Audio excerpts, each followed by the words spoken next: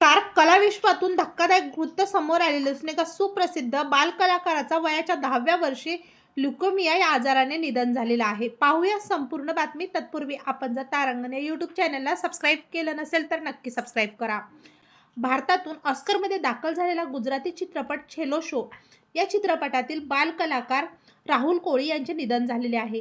तो मृत्यूच्या वेळी फक्त 10 वर्षाचा होता. ल्युकेमिया या आजाराने अहमदाबाद येथील कर्करोग अस्पताळात त्याचे निधन झाले. त्याच्या कुटुंबियांनी जामनगरजवळील त्याच्या मूळ गावी हापा येथे प्रार्थना सभा घेतली. राहुलचे वडील रामू ऑटो रिक्षा चालवतात.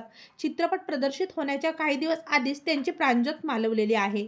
मुलाच्या अशा अचानक जाण्याने राहुल कोळी यांचं कुटुंब खूपच दुःखी झालेलं आहे.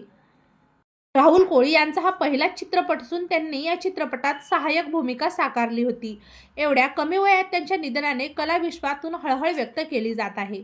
तेव्हा मित्रांनो, आपल्या तारांगण या यूट्यूब चॅनलतर्फे सुप्रसिद्ध बाल अभिनेता राहुल कोळी यांना भावपूर्ण श्रद्धांजली.